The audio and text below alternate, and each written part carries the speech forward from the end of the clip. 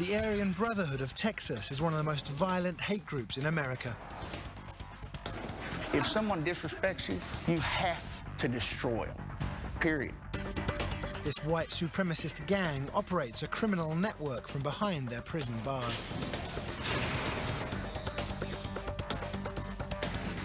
You know, I really ain't supposed to do this, but if you disrespect us, we're gonna pay you back.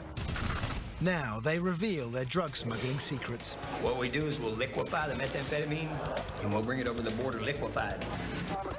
Their plans to assassinate a policeman. This cop cold blood murdered him. And one high-ranking general is intent to ignite a bloody gang war so he can take control of the Aryan Brotherhood of Texas. I'm gonna get it, or I'm gonna die trying to get it.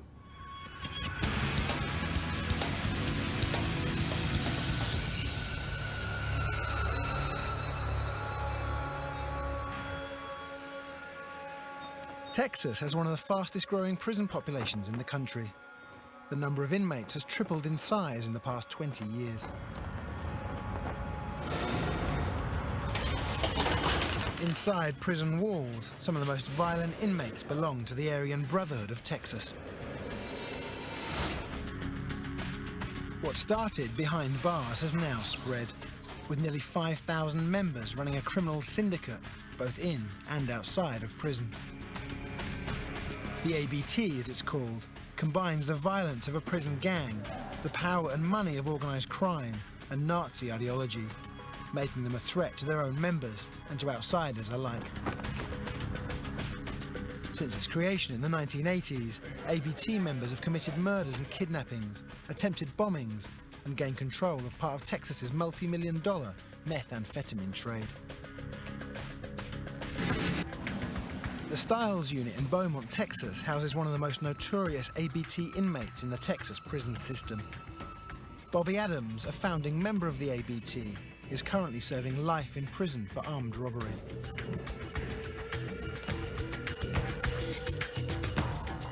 Adams and a group of white inmates founded the ABT to protect themselves from the other racially divided gangs in Texas prisons.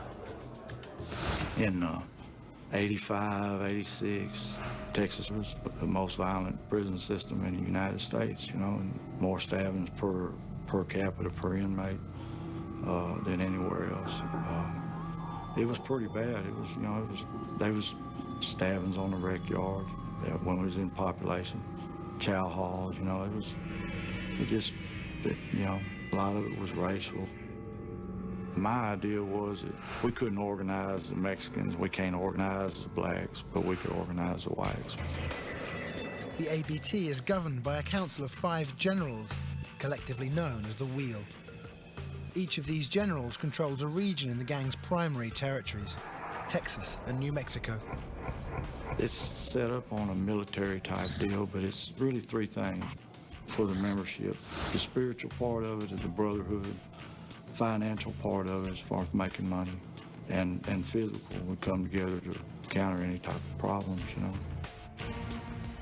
Because it's outnumbered by non-white gangs in prison, the ABT operates on pure terror. They believe the more ruthless the violence, the stronger the message. If you mess with us, we were going to get you, right?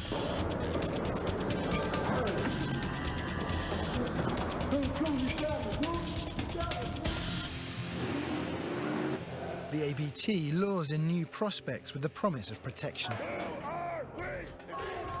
Recruits are schooled to believe in Nazism and the superiority of whites. Tattoos of swastikas and SS lightning bolts indicate their allegiance. Gang members must earn the right to wear these bolts by committing acts of violence for the group. This ABT member has agreed to speak, as long as he can hide his identity. The cuts on his face are from what he refers to as an accident the night before. He has been an ABT member for over 10 years and believes he's defending his heritage. Our race is being bred out of existence right now. In Texas, we're now the minority. It's the breeding out of who we are. You know, we're warriors. I've been a warrior my whole life. I'll be a warrior till the day I die. ABT is vicious. There's a vicious part of it that is murders, and they're gonna get their respect, come whatever it takes. They're gonna get their respect. You know, so you better step light. The ABT demands total loyalty and has a code of allegiance, a blood code, blood in and blood out. ABT first started, the blood in, blood out was you had to kill somebody to get in. It was straight murder. At one time in the Texas Penitentiary, there was a murder, at least one murder every week. Each new member must prove himself to the Brotherhood by committing acts of violence. I know that every one of my brothers is down. I know that beyond a shadow of a doubt. You know, I know that they had to do something. They had to prospect, and prospecting's hard. It's hard because any brother could just walk up to you and say, hey, go whoop that toad over there. And you're gonna go have to whoop that black guy. You're gonna have to. You have no choice. There's not a no, maybe. You go do it right now.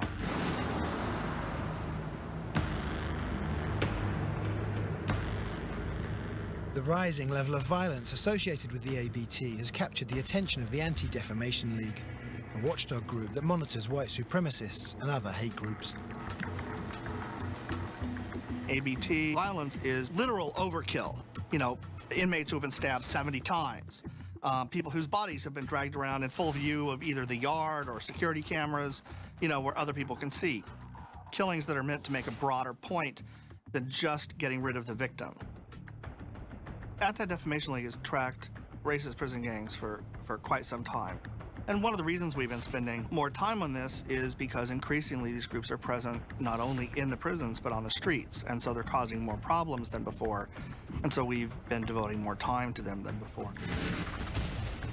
Racist prison gangs combine the criminal know-how of organized crime with the ideologically motivated convictions of a hate group. You do see some crossover, for example, between racist prison gangs and other types of white supremacists. You do see the presence of hate crimes among their criminal activities. But the ABT have unusual priorities for a white supremacist organization.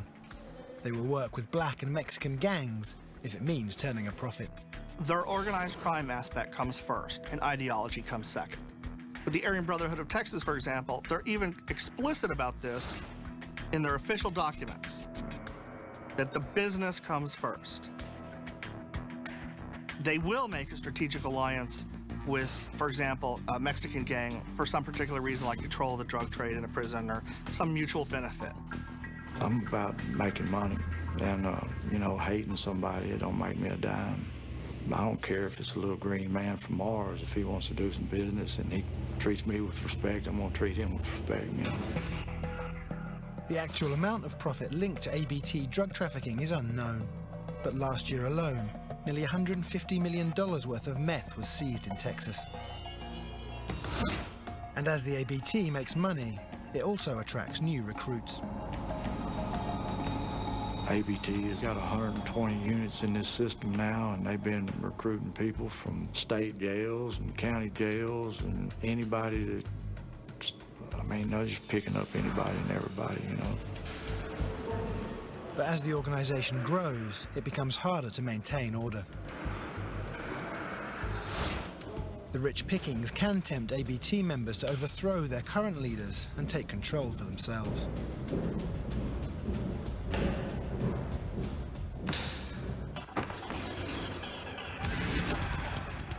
And one ABT general has decided to do exactly that. I'm not scared of them. I don't fear them. This is the end of a chapter and the beginning of a new chapter. And next, revenge breeds revenge as a policeman becomes a target.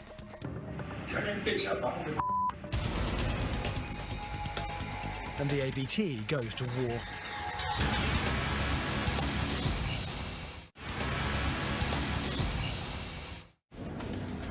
In Albuquerque, New Mexico, 340 kilometers west of the Texas border, the city's regional correctional facility houses one of the commanding generals of the ABT, James Thompson.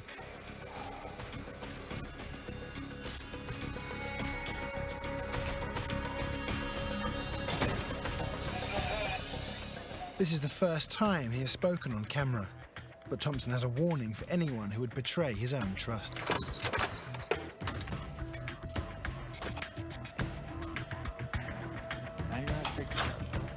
You know, I really ain't supposed to do this, but the other generals, you know, they're behind me. But, you know, if you disrespect us, we're gonna pay you back. Sometimes it can get pretty messy.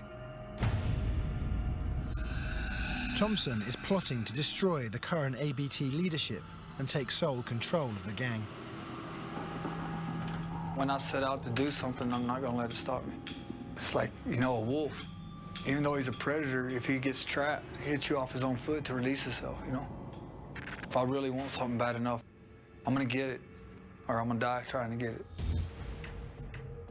Convicted of multiple crimes, including theft, burglary, assault, and dealing drugs, Thompson spent nearly a quarter of his life behind bars. He joined the all-white Aryan Brotherhood 11 years ago when he first went into prison. When you go to prison in Texas, there's a lot of things that go on inside. When somebody comes over and tries to steal from me and I try to do something about it, and then I get clicked on by 10 or 11 guys, I want somebody there that's gonna be able to back me up. Some of the guys that represented ABT were the more strong, more dominant white folks in prison. And I'm a natural leader, so those are the people I was attracted to. Within the Brotherhood, Thompson quickly rose through the ranks. You gotta prove yourself, you know? So I'm willing to stand and fight for what I believe in. It's a matter of life and death in here. That's what people don't realize. Thompson thinks of himself as a warrior preparing for battle. Clashes are common between rival gangs, but Thompson has now turned to fighting within his own organization. He and his fellow generals want complete control of the ABT and its money. They went and formed their own wheel and just created a big old mess, you know. It's like a bunch of sharks that are feeding frenzy. They're out for themselves, you know, and they're out there, they ain't paying no attention to nobody. According to Thompson, the old leadership is taking the ABT in the wrong direction by betraying their brothers in order to turn a profit. Thompson's vision for the future of the ABT is to make more money by keeping its members out of prison and on the streets, projecting the image that the ABT is a legitimate organization. Thompson plans his takeover of the Aryan Brotherhood of Texas from the isolation of his segregated cell block. Even though he's locked up, he uses a network of ABT members on the street to conduct gang business. The federal government has even accused him of allegedly approving a murder from inside his cell. Inmates have a right to communicate with the outside, but the prison monitors all his messages. If his communications are linked to any illegal activity, he can be prosecuted. But there are ways to get around these measures. My mail's under extreme scrutiny. You know, we just don't write stuff out in plain black and white. We use a lot of metaphors and stuff like that. But it's just a lingo that we have, that we understand each other. And Thompson has devised other ways of getting past the prison scrutiny. You can send messages with people that are getting out. You know, not all the COs are, you know, there's dirty cops inside there. So, I mean, you know, we send letters out through them. We can, you know, messages out through them, things like that. Thompson passes orders along to his captains on the outside through these coded messages. This is the makeshift headquarters of the gang in a Texas panhandle town. This is how Thompson reaches the outside world from inside his cell. Due to the ABT's military-like structure, any communication from Thompson is treated as law by his subordinates. got, you see my shield? The senior captain, known as Lucky, reports directly to Thompson and the other ABT generals. So you follow the order, period. Whether you think it's right or wrong, it don't matter. You follow the order. You do what you're told, when you're told, and how you're told. Lucky lost his leg in a gunfight. He joined the gang after his arrest for drugs and aggravated assault. I've been pretty mean in my life. I hit a confidential informant in the head with my crutch and knocked his ear off. And when the fight was over, I put his ear in my pocket. And later that night, when they arrested me for aggravated assault and booked me into jail, I laid his ear on the counter. I'm a part of a family that has some hard men in it. Lucky and his city captain, Peanut, are ABT members who have earned the right to display gang signs and tattoos. The ace and the deuce, which is AB. The only thing that I have as far as anything significant as far as ABT is my life date, which is 2707. The life date marks the day Peanut was finally accepted into the gang. That's the day I become a brother. That's the day it started for me as a whole. It's my life date. Then I got ABT on that arm. And a swastika with a 5-point crown on it, representing the 5-point wheel. And then on my stomach it says 100% honky. And then my patch. Believe me, some of the meanest men in the world are in Brotherhood of Texas. Back in the Albuquerque Regional Correctional Center, Thompson is chained to the wall while he uses the phone. A correctional officer listens to every word of his conversation with Lucky. Hello? Hello. What's going on? What's up, bro? Just thought I'd call and see how y'all were doing. Have you heard From Thumper? Yes, sir. About Hawk. So we need... Thompson wants to make sure Lucky is staying in contact with the other generals, Thumper and Hawk. All right, I'll get a hold of him for you. He's trying to talk about some paperwork that relates to their takeover, without the guard understanding. Have you got that struggle writ done? I'll get you that paperwork. Within the next day or so, okay? I kind of been lagging behind a little bit, but... So we need to get on it as soon as we can. I needed it done a while back, but... However, as soon as possible. All right, brother. Much love. I'll talk to you later. Bye. Lucky not only carries out Thompson's verbal orders, he also oversees gang correspondence, receiving up to 80 letters a week from Thompson and other ABT officers in prison.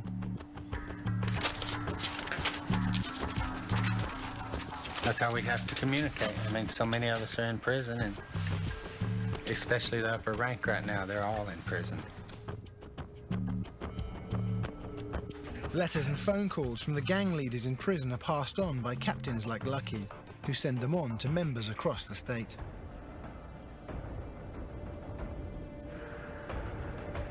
And I'm just telling them, you know, a lot of the stuff that's going on now is coming to an end so we can move on to the next stage. The next stage means that Thompson is ready to make his move against the existing leadership of the ABT.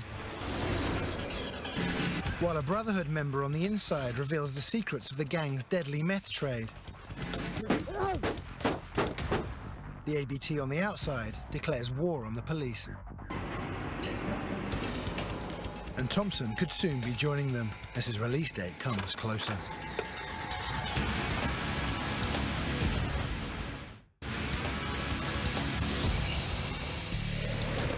The Aryan Brotherhood of Texas is one of the most violent white supremacist gangs in the US. But in the world of high-stakes drug trafficking, their white supremacist beliefs often come second to their desire to make money. The highest percentage of their income is from methamphetamine. Because of its centralized location, Houston is a major distribution hub for the meth trade, which also makes it the center of power and profit for the Aryan Brotherhood of Texas. Millions of dollars in drugs and drug money flow through the region each year. In the Harris County Jail near Houston, Chevy Parnell is serving time for robbery. Parnell has been in the Brotherhood for 15 years. Yeah, I'm in for life. I'm bolted in.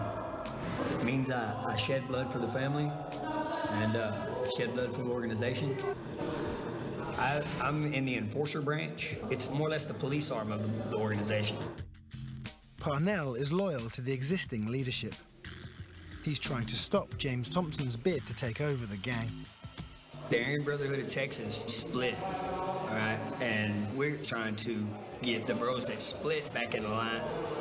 So we're in a civil war. It's kind of bloody. There's been several murders. Like Thompson, Parnell is segregated from the prison population.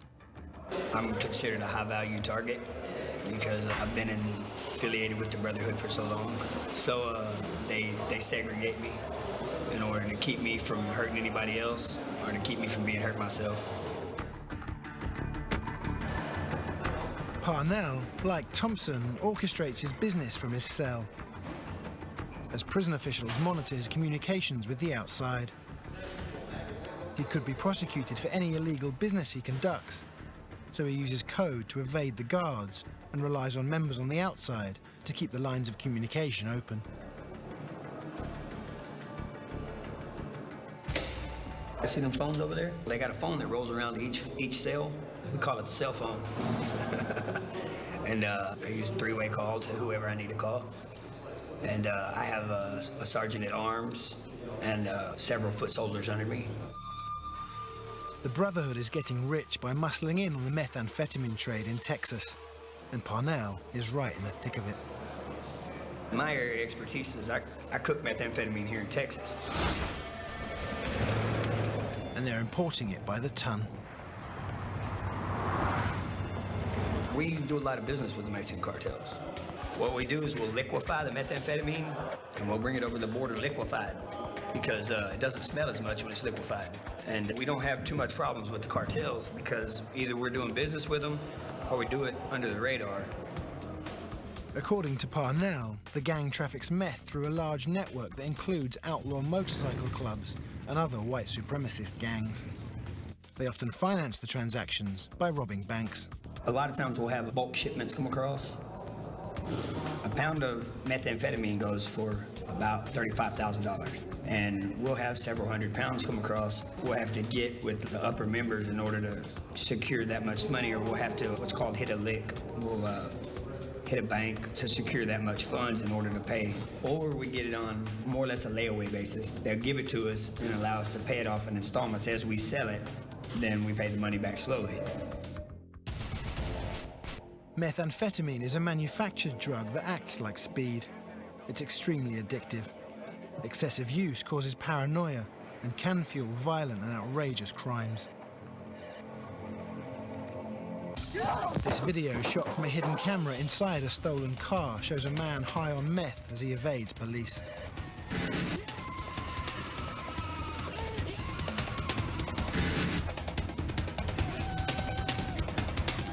The drug is dangerous, and for the ABT, extremely profitable. But it causes huge problems for law enforcement.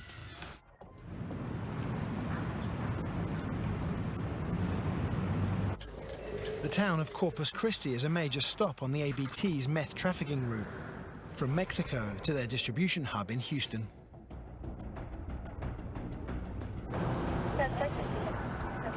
On the streets of Corpus Christi, Sergeant Paul Lesowski works on a tip he received about a dangerous Aryan Brotherhood leader who just got out of prison.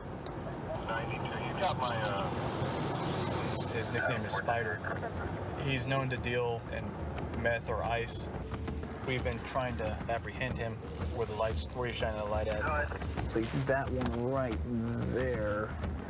Yep, number 10. Nothing. Unfortunately, Mama has been protecting him, not giving him up, not telling him if he's home. So. Negative. As far as I know, he hasn't been arrested. Then let's go check out the mobile home parks. All right, man. I'll meet you out there. I did, sir. I think you got that information from... I believe he has several felonies on his record. Actually, he just got out of jail, in fact, for, I believe it was for possession of controlled substance. And also, I believe he had some weapons with him as well. Adam 410, You want to go in and see what we find? Sounds good. There's some banditos that live out here. There's also some ABT, and it's kind of their little, they like to call, compound or stronghold. Everybody knows everybody in this mobile home park, and the person that we were talking about earlier also lives out here. And the thing is that he can pretty much, if he ever gets in trouble or if he ever gets to be wanted, he can move from one of these mobile home mobile home to mobile home, and we could never find him. So it's kind of difficult trying to get in here and kind of catch him if he doesn't want us to. There is no sign of the suspect. For law enforcement, trying to break the ABT meth trade is a constant battle. Drug crime is ripping apart Texas communities. Was it gang-related? I'm not sure. I'm checking that right now. Even the ABT itself is not immune. Rampant drug use is a major source of friction within the gang and causes problems in the ranks.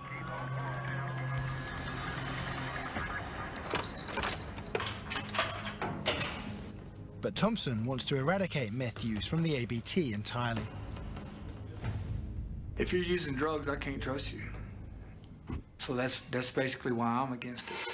His senior captain, Lucky, enforces the no drug policy on the outside. With black people, it's crack. With Spanish people, it's heroin. With whites, it was methamphetamine. But all it's ever done was put us in prison. I've probably done more than most meth, but I'm done. And like I say, from the top down to me, at least, it's very clear that we're done with dope. Zero tolerance on the dope. It's done. Anybody holding rank in the ABT is not to be on drugs, or I'll take their rank from them. Thompson's no-tolerance stance on drug use is designed to help control profits and his own gang members. The ABT only admits the most ruthless and violent white inmates into the gang.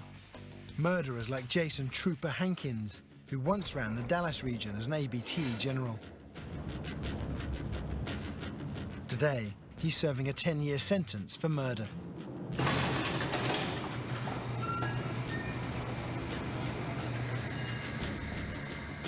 The 35-year-old Trooper has been behind bars for over a quarter of his life. Only 18 when he joined the ABT, he is unpredictable and dangerous. In the penitentiary, when I went down, there was a lot of racial violence. Everybody down in the mid-90s was getting down with gangs. There were some good old schooler dudes that taught me, schooled me. As a young recruit, Hankins learned how the ABT maintains power through terror. If you cross the gang, they will kill you in a violent and public way. Inside prison and on the street, people fear ABT retribution. One of the worst offences against the Brotherhood is informing, and it's punishable by death. If you snitch, if you're an informant, you're automatic. Got an X on your back, a hit on you. On August the 1st, 2006, Trooper and 2 other gang members turned on an associate they believed had broken the gang's most sacred rule. They feared he was giving police details of gang crimes, so the ABT murdered him. The guy was sedated, beat up, took to one location, and then took to another location, wrapped up in a chain link fence with cinder blocks, taken to a pond where he was put into the water and then stabbed in the throat, down the throat, with a knife about that long. Stuck it down his throat. Dallas police detective John Palmer worked this murder investigation and gathered the evidence that led to Hankin's conviction. They're trying to use terror to frighten people. They want to make sure whoever they're dealing with believes that they will carry out any threats they issue. Detective Palmer and the Dallas police have been struggling to contain a rise in ABT violence. I think we can limit them. We can be vigilant. We may slow them down, but I don't think we'll ever stop them. But as police pressure the gang, the ABT fights back.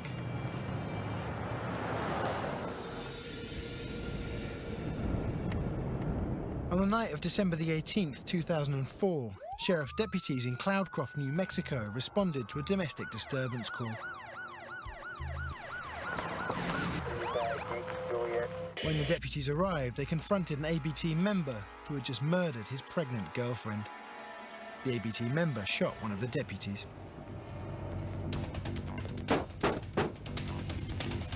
We have a shot fired. Bob, you okay? While the deputy searched for his partner, the ABT member opened fire again. 6, shots fired. I've got a man down. Bob! Oh. The second deputy wounded the ABT member and, after putting him in handcuffs, shot him dead with a bullet to the chest. The killing outraged the Aryan Brotherhood of Texas, and they demanded revenge. From within prison, Thompson allegedly composed a coded letter approving the killing of the sheriff's deputy.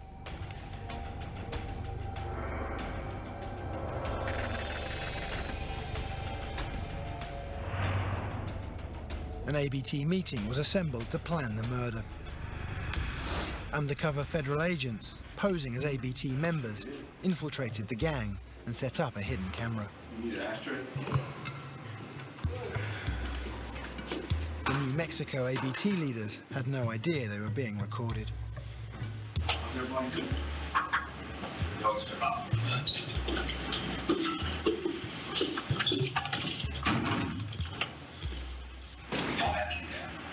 Here's the key. Turn that bitch up. I don't give a can't prove it to me. If there's no witness, no gun,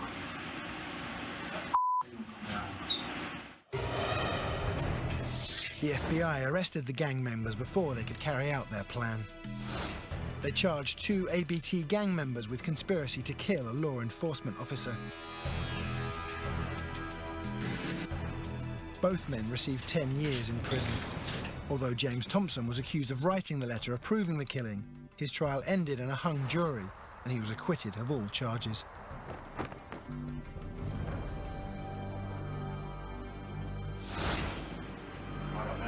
The FBI foiled this plot, but the ABT has proved they will go after anyone, including the police. Now, a rival white prison gang threatens the ABT. And Thompson steals a tactic from his rivals. What's going on? And steers the ABT in a new direction.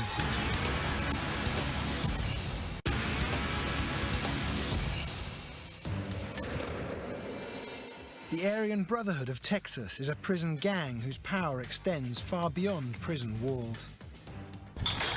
Inside the prisons, the ABT recruits the most violent white men with the promise of making money and belonging to a brotherhood.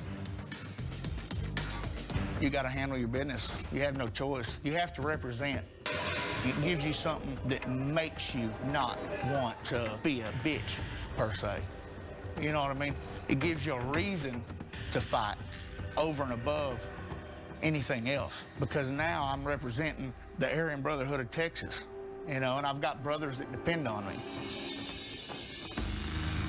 Recruits sign a blind faith commitment promising unquestioning loyalty to the Brotherhood for life.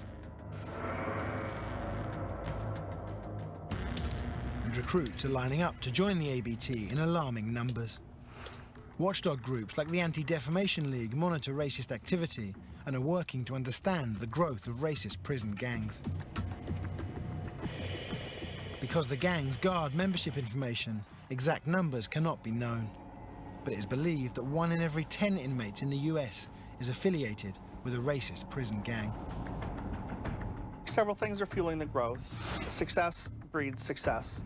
in some respects. So if these gangs are perceived as respected in the prisons, they can attract more recruits. The fact that these gangs basically deal in meth makes them very attractive to parts of the country where meth is increasingly becoming the drug of choice. And so they can cook and sell and distribute meth. They get more followers that way as well. People kind of want to get in on the action. But the ABT doesn't accept everyone.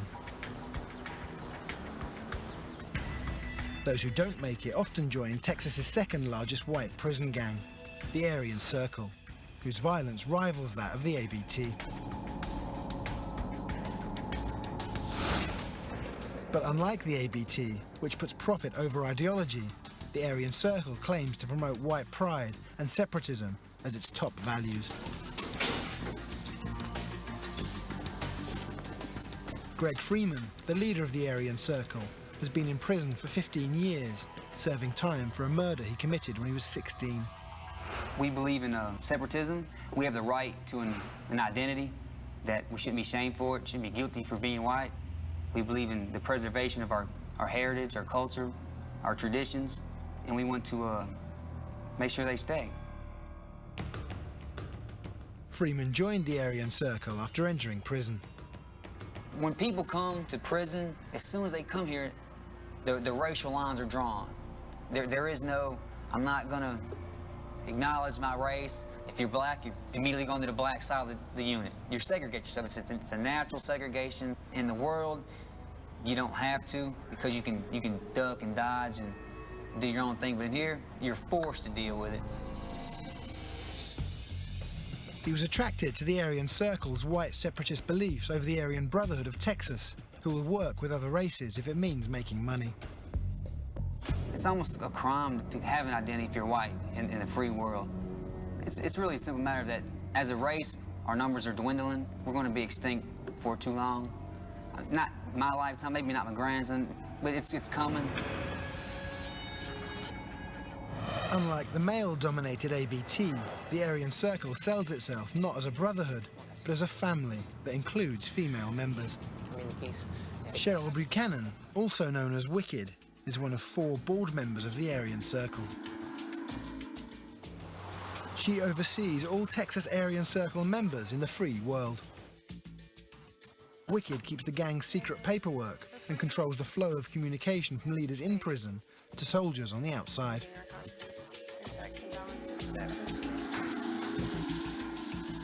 I just have a lot of letters. They're from the federal penitentiary, they're from the Texas prison system, they're from the free world, they're from the out-of-state. Her fiancé, Brett Gregory, is also a member. We are probably the most organized white group, both inside and outside the penitentiary. We are individuals with white separatist ideas and values. We are for the betterment and the procreation of the white race and for family.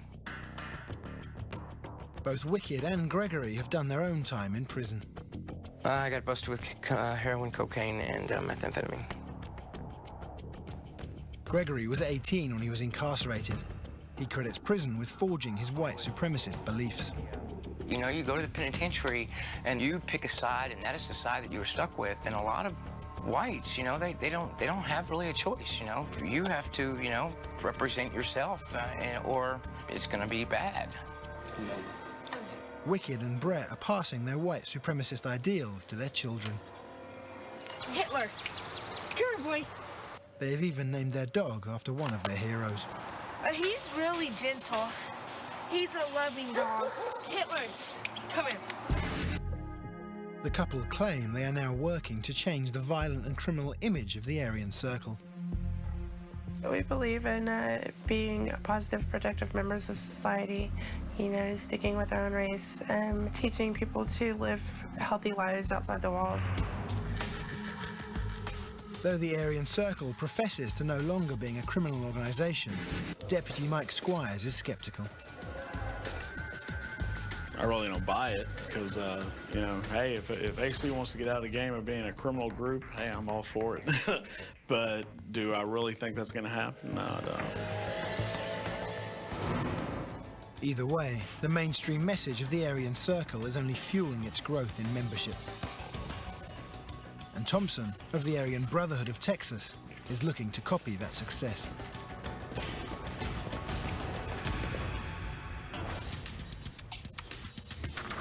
Now, his faction of the Aryan Brotherhood of Texas is trying to distance itself from the brutal history of the gang. The savage and sometimes random killings, the wholesale trafficking and abuse of methamphetamine. Thompson claims he wants to take over the gang to push the ABT away from illicit drug trafficking and into the mainstream. After making a lifelong commitment to the Brotherhood, quitting wasn't an option.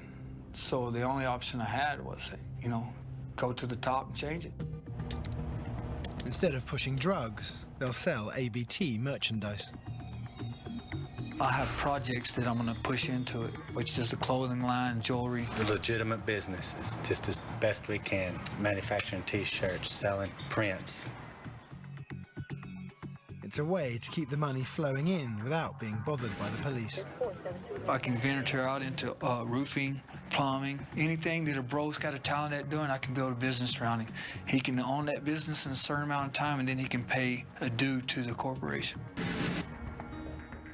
The ABT captain, known as Peanut, is the new model gang member. I'm in the process of learning how to be a crane operator, and I'm strictly legitimate. I mean, I don't do drugs no more. I'm clean. I own my own house. I've only been out about 9 months, and I've already bought my own house, bought my own car. I mean, got a good job.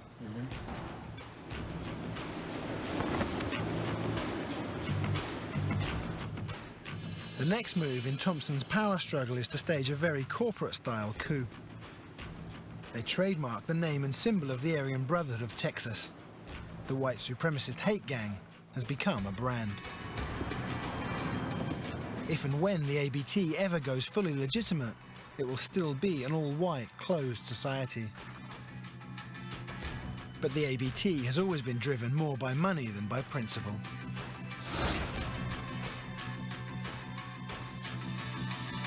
Who invented the telephone? Who invented the automobile? Who invented the airplane? Who invented the computer? Who invented electricity? All the major inventions of the world. Who created them? Where'd they come from? Come from a white person. And law enforcement welcomes the new public face of the ABT. There's increased watching their activities, there's increased prosecution. They basically put themselves in a position where law enforcement has the ability to strike a final blow. For Thompson, that still seems a long way off. 2 days after the taping of this interview, he gets some very good news. Facing 20 years on a charge of witness tampering through a letter he sent from jail, he receives 18 months in prison. With time already served, James Thompson may be free in as little as 1 year, and he'll have no more restraints. All that remains to be seen is in what direction his ambitions lie. Well, I think the only way they can stop me is keeping me in here. Because I think once I'm on the outside and I can move around and do what I need to do and work and put things in place, I don't believe there's no stopping me. I believe that with all my heart.